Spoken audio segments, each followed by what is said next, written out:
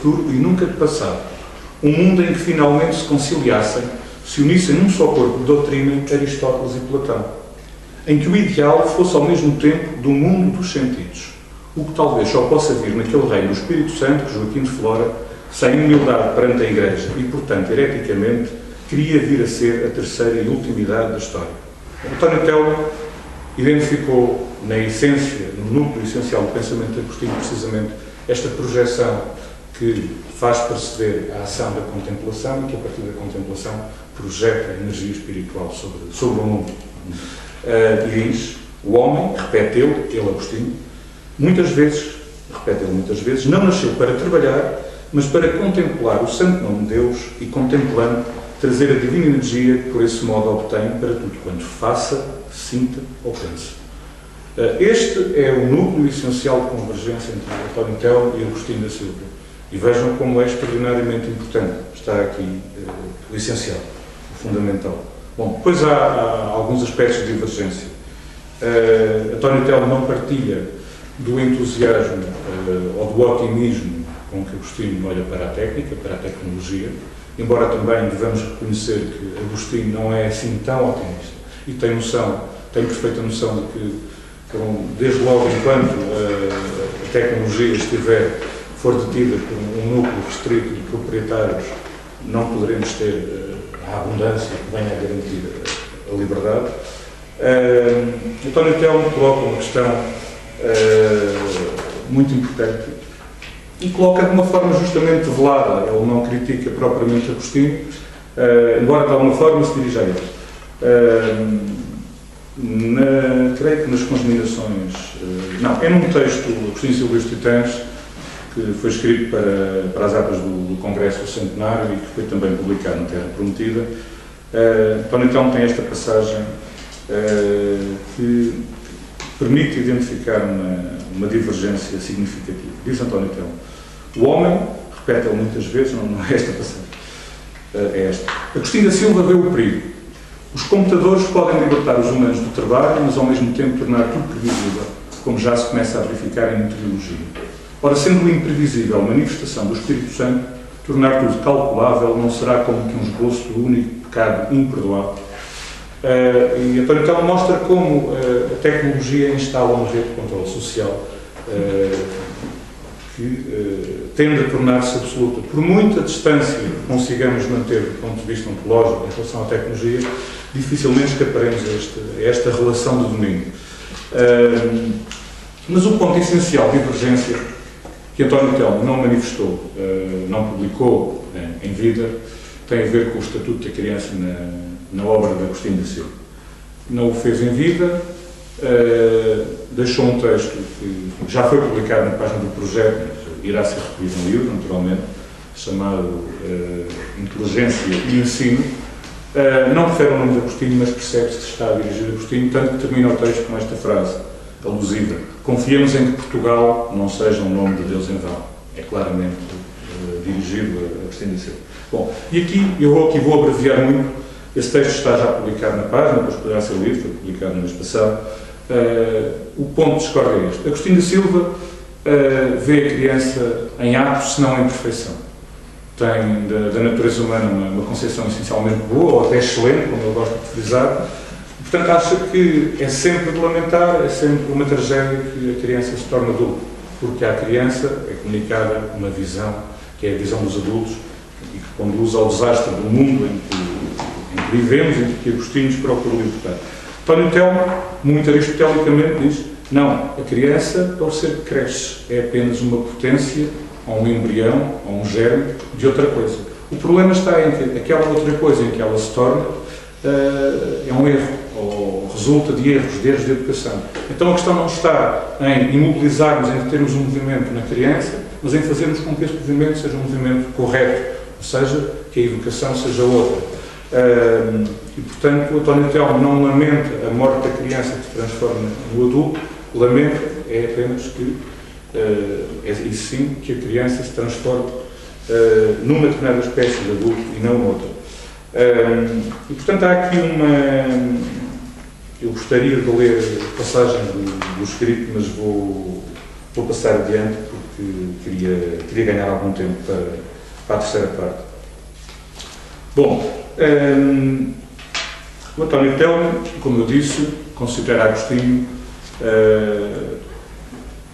e praticamente no prefácio onde o considera praticamente 2/3 do escrito é sobre Agostinho da Silva, considera Agostinho um tipo superior de Cristão Novo, de Marrano, à semelhança dos seus condiscípulos e mestres no movimento da Renascença Portuguesa, na Faculdade de Letras de Leonardo de Coimbra, genericamente no âmbito da escola portuense, que começa com Sampaio Bruno e depois, através de Leonardo, passa para as gerações seguintes.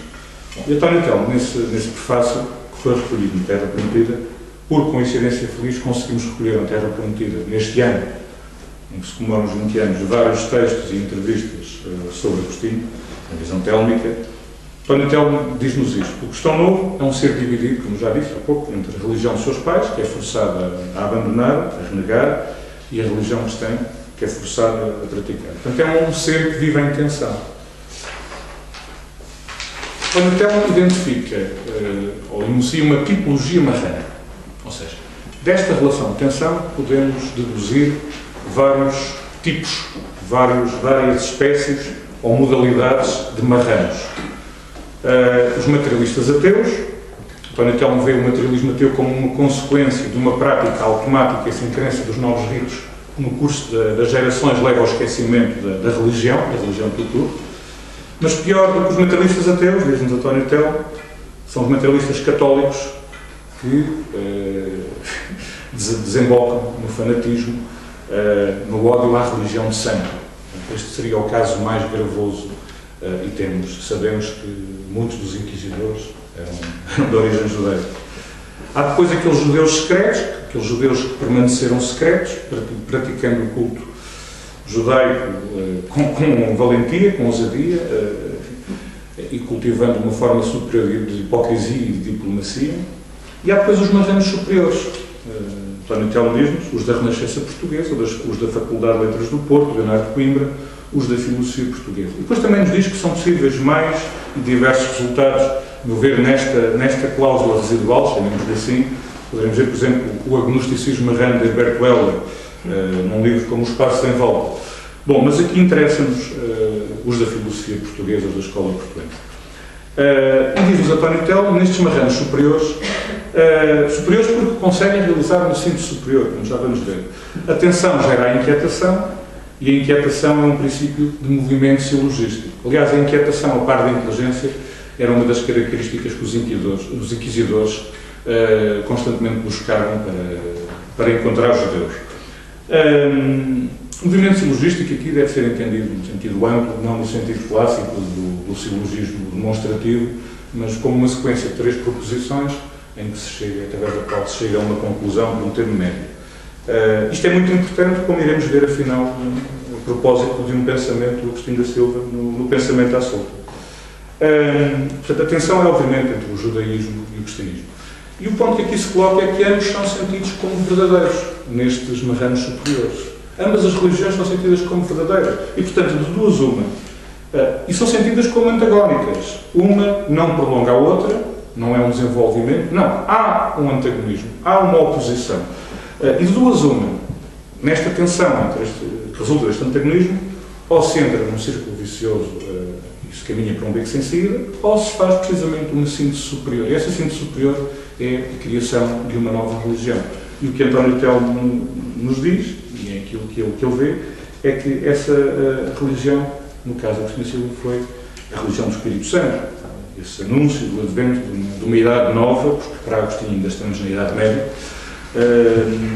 e é através do desenvolvimento dessa ideia que Agostinho realiza essa síntese superior a partir desta dialética entre tese e antítese, tese-judaísmo, antítese-cristianismo. E António Telmo diz-nos lapidarmente, é nesta linha que devemos entender a idade do Espírito Santo de Agostinho da Silva. Não nos diz mais.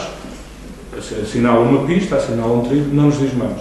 O que eu me proponho fazer, o que me propus fazer, é fazer uma sondagem na obra de Agostinho para tentar, de alguma forma, demonstrar, sustentar esta tese de António Telmo. Apenas uma sondagem, não é uma leitura de toda a obra de Agostinho da Silva. Eu não sou especialista em Agostinho da Silva, embora procure ser agostinianamente. Nem Agostinho, não é? Procuro ser um especialista em curiosidade não especializada, como o Agostinho diz. E, portanto, fui ler alguns dos textos fundamentais do Agostinho nos seus 3 períodos, descontando aqui o período da formação. Mas antes disto, proponho um quadro, uma sintomatologia do recalcamento. Volto a frisar, este recalcamento é um recalcamento que se herda no curso das gerações, não é algo de individualizado geograficamente.